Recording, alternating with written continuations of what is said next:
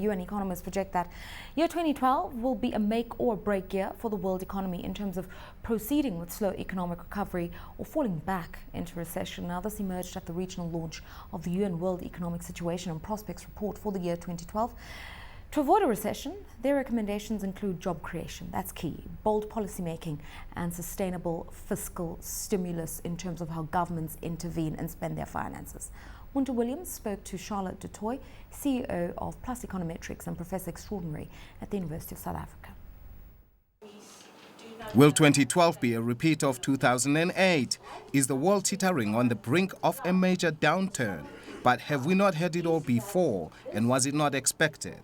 To some extent, there has always been the hope that after the initial interventions, quantitative easing, etc., that would have been sufficient.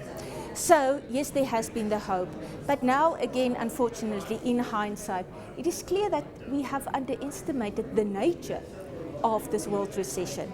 We have indeed not only experienced a slowdown in spending and demand, but that has resulted in some structural rigidities that we can now definitely see underpinning the employment performance of the world economy. So it calls for dedicated intervention. So have we been expected it? No, but we should have, because we should have understood that a recession means that there is a level cut and that the capacity in the world is declining and that we've got less resources to work with, and that the longer that we actually extend the interventions, the dedicated intervention, this may become a reinforcing philosophy. This emerged at the UN World Economic Situation and Prospects Report for the year 2012, held in Johannesburg in South Africa.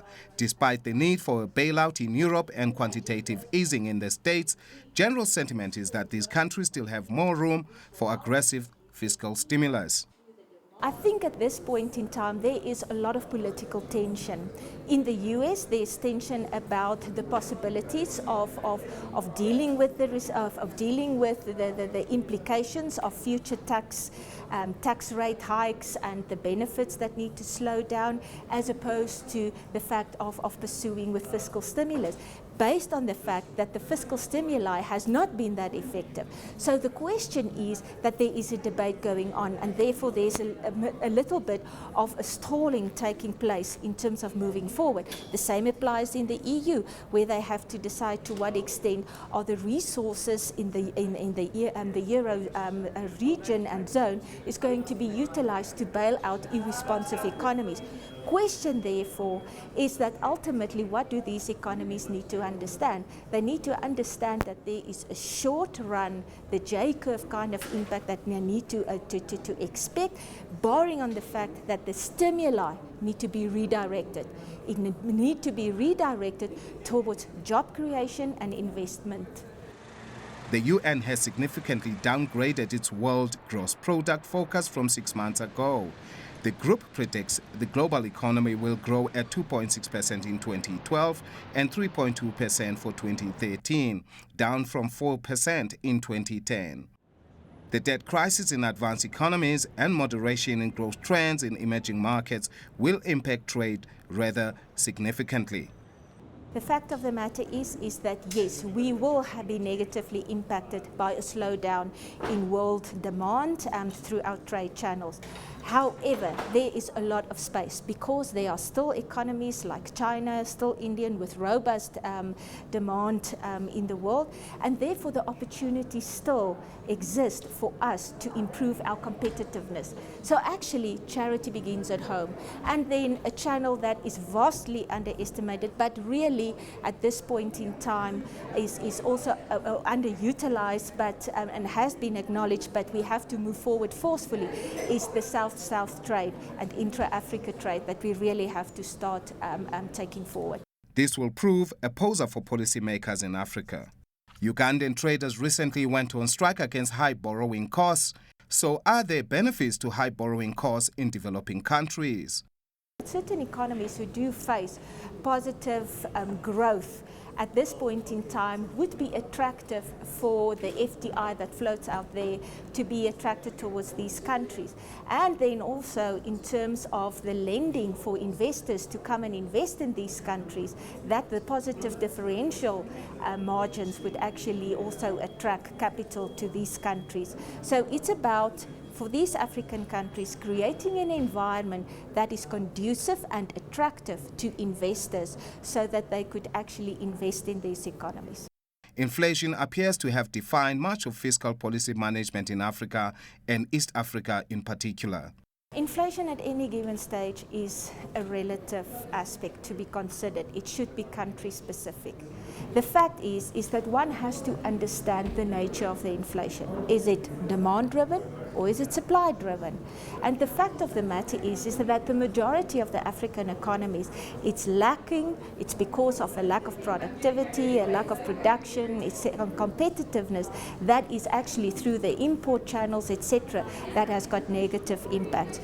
So it's about restructuring the production structure, it's about restructuring trade, intra-Africa trade, and negotiations with the trade partners to actually start forcefully from a multi-dimensional aspects dealing with the inflation problem. South Africa's economy is expected to grow at around 3.7% in 2012 and at 3.5% in 2013. But its inability to create jobs will only highlight growing inequality, and those jobs being created do not help relieve poverty.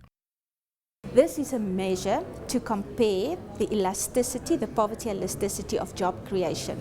So it's a crude measure to identify the effectiveness of the jobs that we do create over time. Way back in the 70s, the poverty elasticity of job creation was 7-8, which means that 7 to 8 people were actually benefited from poverty alleviation perspective by the creation of one job. At this point in time, and that has been the case for a couple of years, the poverty elasticity of job creation of South Africa is just below 1, with the devastating implication that the person in the job does not receive sufficient remuneration in a sustained fashion to actually make a poverty dent in his situation. Some in Labour believe that an inclusive approach can address job creation. There's other countries that have had similar problems that we have, such as, for instance, Germany, that even through the recession, that the social partners were prepared to come together and to deal with the structural problems in our economy so that we can create the jobs that we need and to set our economy on a new path where people can see prosperity in the near future.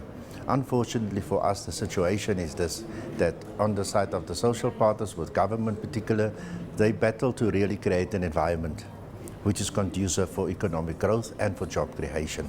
On the side of business, we know that from our point of view, that business can do more and business can do better to create more jobs in our economy and to invest more in our economy and to show confidence and to stop looking at the weaknesses and to look at excuses, but to really focus together with organized labor and with government so that we can lift many of our people out of poverty. The UN notes that Africa's economic outlook is subject to a number of downside risks, such as the conditions prevailing in the US and in Europe. The impact would vary as their economic and financial linkages to major developing economies differ across countries.